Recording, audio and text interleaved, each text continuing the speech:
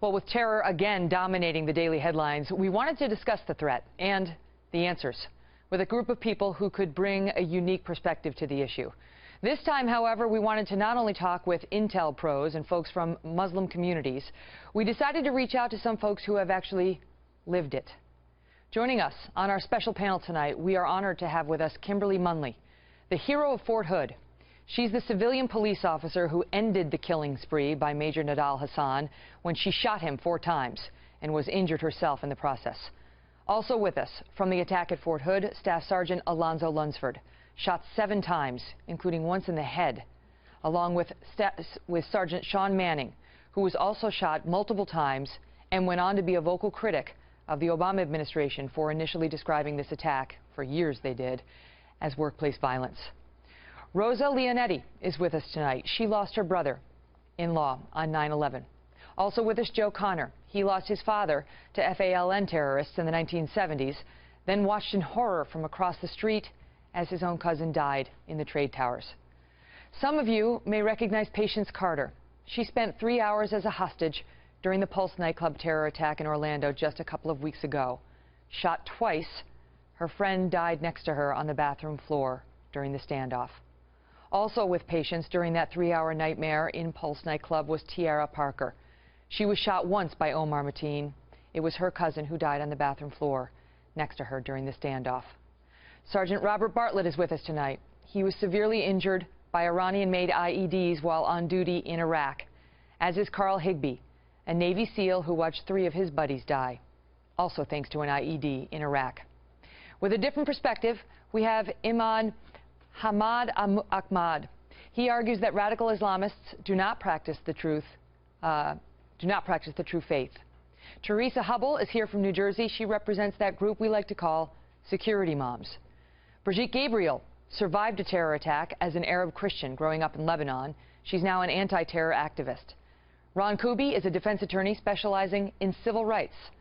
Salam Badi is an Islamic attorney. Bernie Carrick is with us tonight. He's the former NYC police commissioner who oversaw the New York law enforcement response to 9/11.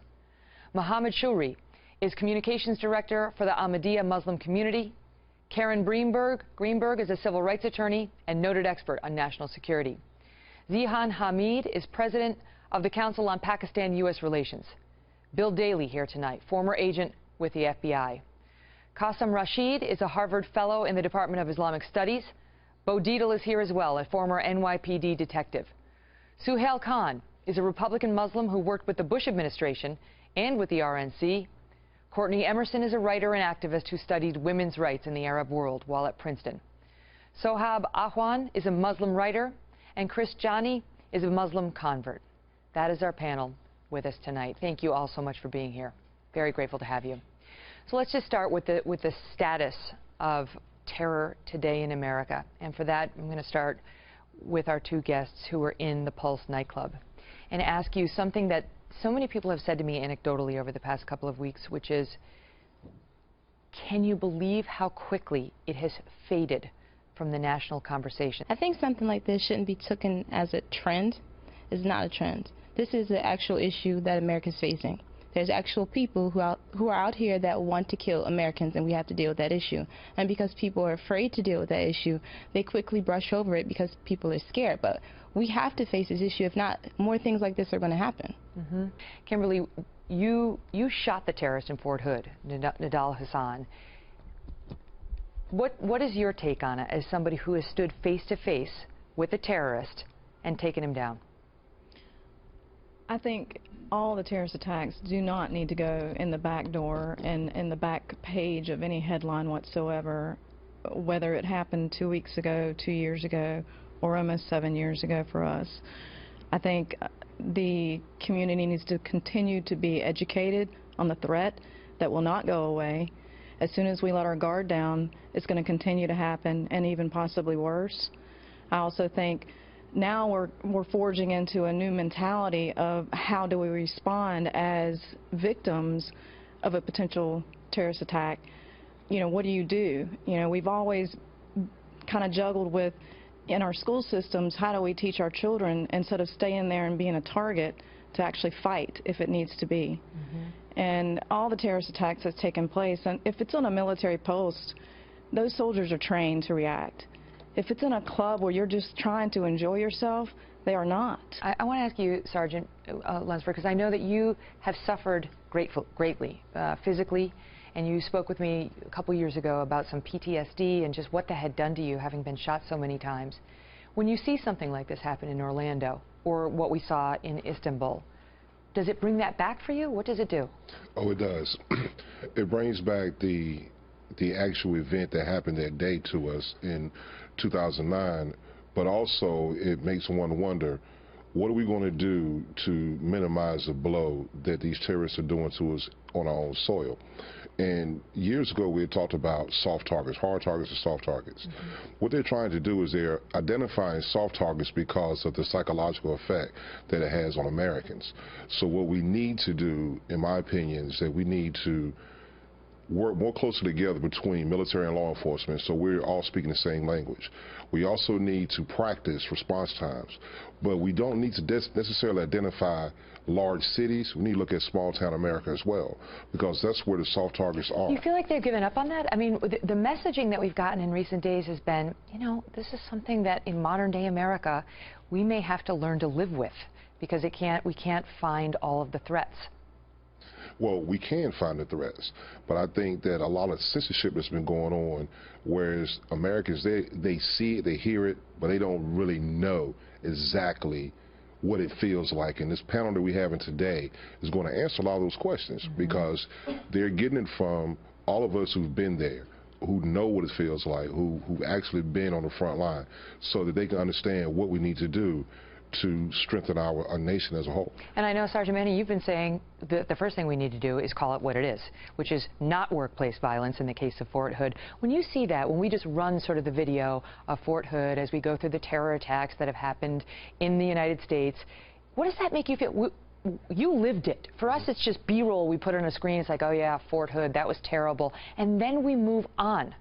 Yeah, I mean, it's sickness that, I mean, it's become so commonplace that we've just kind of accepted it. I mean, that's not good for me. I think that we need to try to do something about it rather than just gloss over it and move on to the next thing and think, oh, this is just normal, and or focus on things that we shouldn't be focused on to misfocus from the problems. How frustrating is that to you? I mean, for so long to have had the attack on your life misidentified. Extremely frustrating. I mean, it took them 5 years to actually say Fort Hood was a domestic terrorist attack. I mean, that's ridiculous based on the facts. I mean, they knew from day one that it was a terrorist attack, and they refused to acknowledge it. And it seems like all these attacks, they try to reframe it into another narrative to try to avoid talking about the difficult things. What did you think when we saw that in Orlando when they scrubbed the reports of this terrorists pledging allegiance to Allah? They changed the word Allah to God. They scrubbed out Islamic State references. Exactly the same thing. Again, they're trying to misfocus the public at large and try to create a narrative that isn't factual. Rosa, when you suffered a loss on 9/11, and of course that was the terror attack of them all here in the United States. You know, my niece just graduated from high school here in Manhattan and is going to Boston College. And when I look around and I don't see her father, and I see my sister sitting there crying 15 years later, I'm so angry. We'd rather be politically correct at this point than call it what it is and pander to the political correctness just for votes, just for power. 15 years later, we have learned absolutely nothing. Joe, you've been involved, you've been the victim of, and had somebody you love in 2 terrorist attacks. Yep. In the United States. Yes. Have we made any progress? I mean, when you look at how we're handling it now. You know, it's an interesting point. I mean, I'd say we do talk about political correctness, and it used to be sort of a nuisance in our lives. Now it's a noose, and it's killing us. It's choking us. It's around our necks.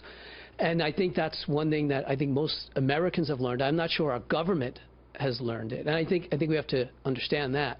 When my father was murdered in 1975, it was a Puerto Rican terrorist group. They went to prison for a long time, until 1999, when politically it was expedient for the Clintons to release these terrorists. So they did. So Hillary Clinton was involved in their release when she was running for senator from New York. we're still seeing some of that now. I mean, you look at what happened with Benghazi. You look about how terrorism has been used for politics. And what you said is, in a lot of ways, we've learned nothing.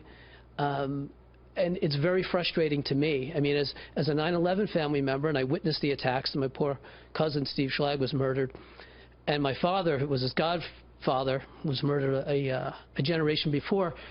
You know, I see that we did come together for a while after 9/11, and we went to war to avenge that attack.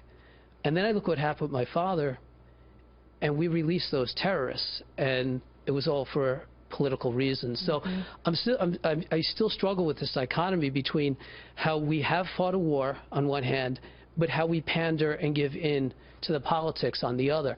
And it's disgraceful. We should be way further along in our war against terrorists now than we are.